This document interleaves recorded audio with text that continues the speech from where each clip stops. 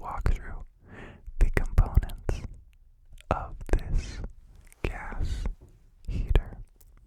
There are, from what I've recently learned, quite a few different water heaters. You have electric, you have gas electric, you have just gas. And then depending on which gas you have, it could be propane, it could be natural gas, it could be all kinds of things. The model that I was working on and fixing is just a gas water heater. It uses no electricity, at least no external electricity, where an electronic gas water heater has a little tiny computer that thinks for itself and that starts the pilot and starts the burner and does all the thinking. This water heater doesn't have that. It is very, very, very simple in a cool way that I would have never guessed. So, this water heater, it has a pilot flame.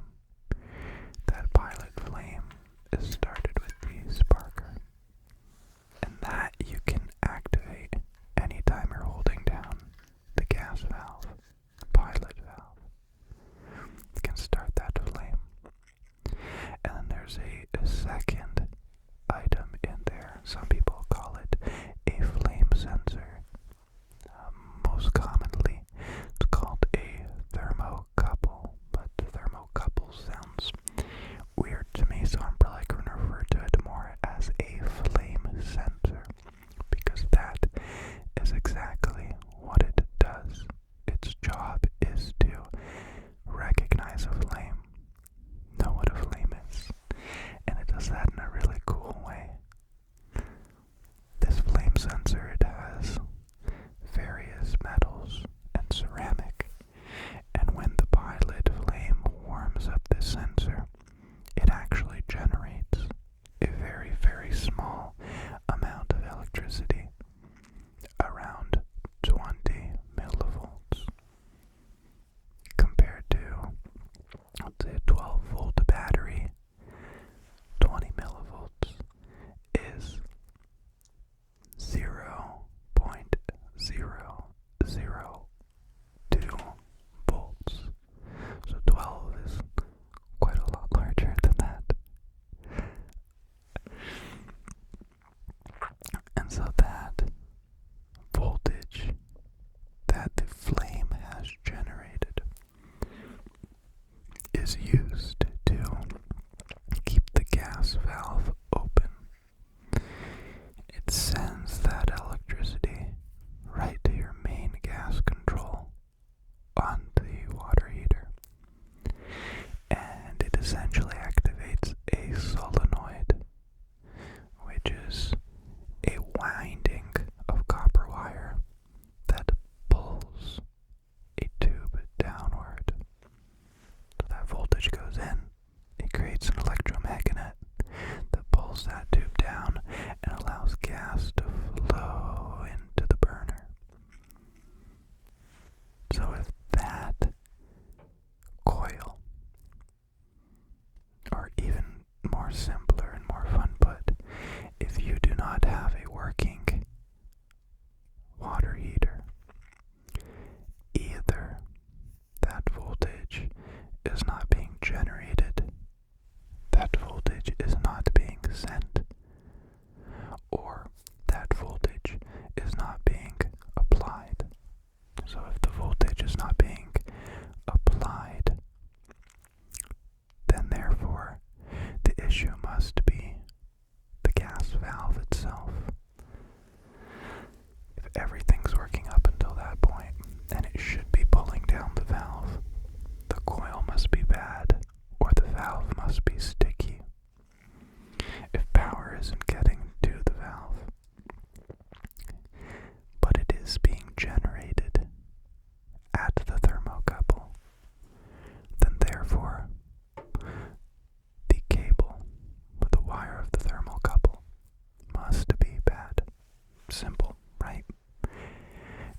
lastly, if there's no voltage being generated by the thermocouple must be bad. In my case, I had an odd one. The flame sensor thermocouple was generating voltage. It was generating about 16 millivolts at its peak. I do research, I check, yada yada yada.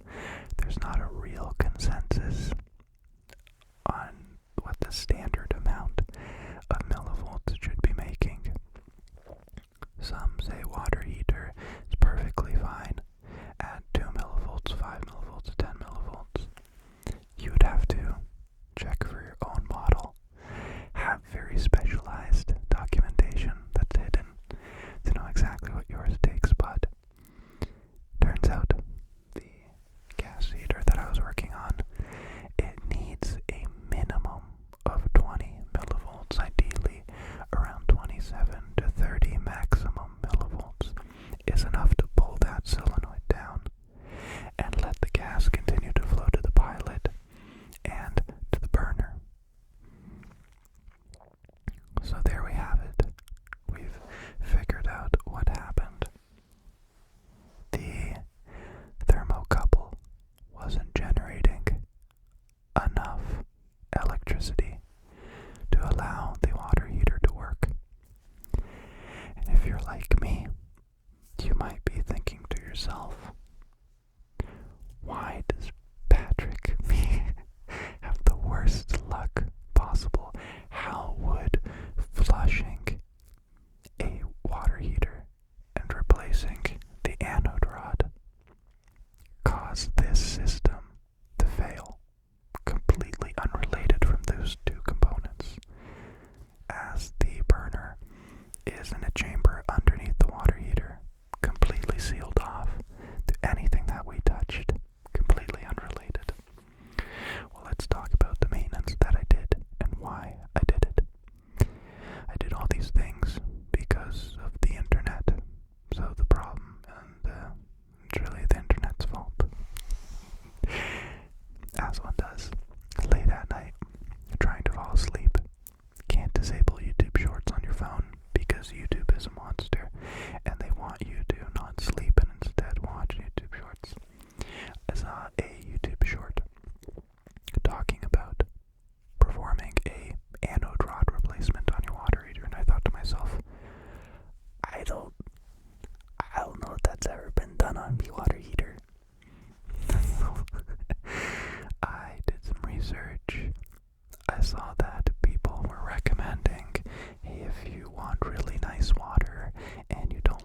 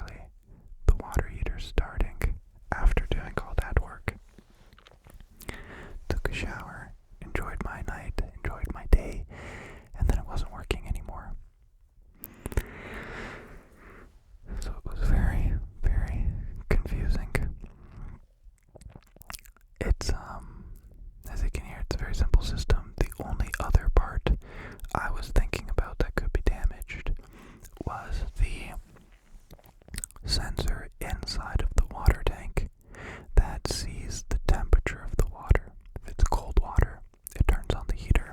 If it's hot enough, it doesn't turn it on. But, always keep it simple. We did not have a problem with the main burner not turning on. We had a problem with the pilot not turning on. And the only thing that will prevent a pilot from going on, really only two things. One, gas is not making it there. So you forgot to turn your gas back on, or the gas valve is kaput skis, or more commonly enough, debris got stuck inside your pilot line, and that's blocking the amount of flow, and it's not enough to keep the pilot on, or even more so, keep the pilot sensor from making enough voltage. So it's either it's not getting gas for the pilot to not be working, or the sensor for the pilot is not working. And in my case, as you heard, it was the sensor. I went to local Home Depot. I picked up the new sensor for $11 on my break, went home, replaced it, and it worked immediately. Didn't do voltage readings on the new sensor. I was just kind of, the greatest voltage reading would be to see if it actually turns on and works, and it did. So yeah, that's a water heater. I could probably talk about it for a long time, but I like to consider myself pretty, good with my hands and good with fixing stuff and understanding things like this. I had no idea how a water heater worked. I fixed a furnace, a gas furnace, a year or so ago. That ended up being the most craziest thing. It was a slow extractor fan, and that slow extractor fan caused the pressure sensor on the hot side to read too low, and so the system was shutting itself off, thinking that the exhaust gases weren't being extracted. So I replaced the flame sensor, the pressure sensor, I think part of the gas valve. I did all this stuff just to find out that it was really simple. So yeah, that's a water heater.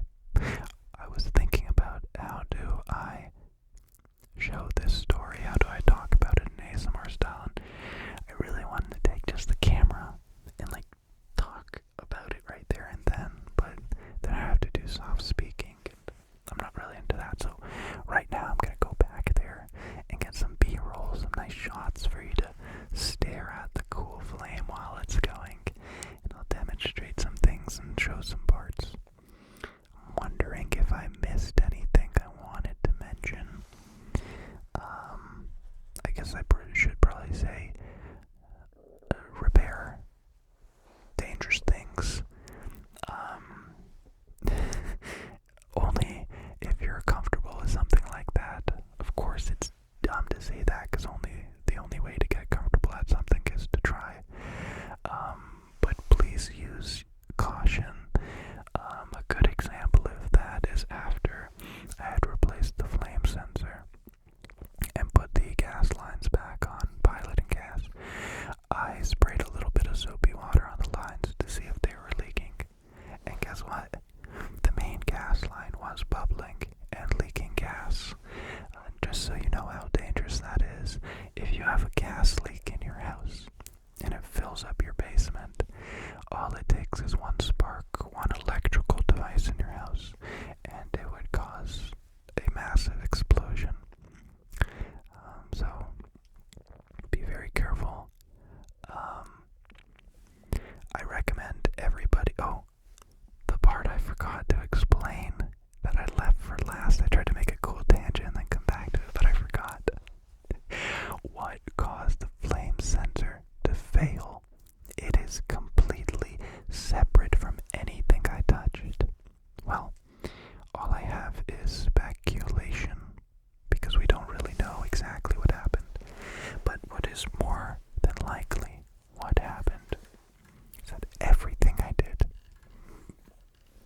last straw was the baseball bat that broke the football player's leg, you know. So by using an impact gun to remove the anode rod, which is what everybody on the internet recommended, the vibrations from that could have damaged the ceramic inside the already weak and damaged flame sensor. The massive rush of cold water into the tank. Usually the tank just goes from warm to hot, warm to hot, warm to hot. Cold, ice cold water, 10 degrees Celsius water went into the tank. And that causes a whole bunch of condensation to form when you go from the hot to cold.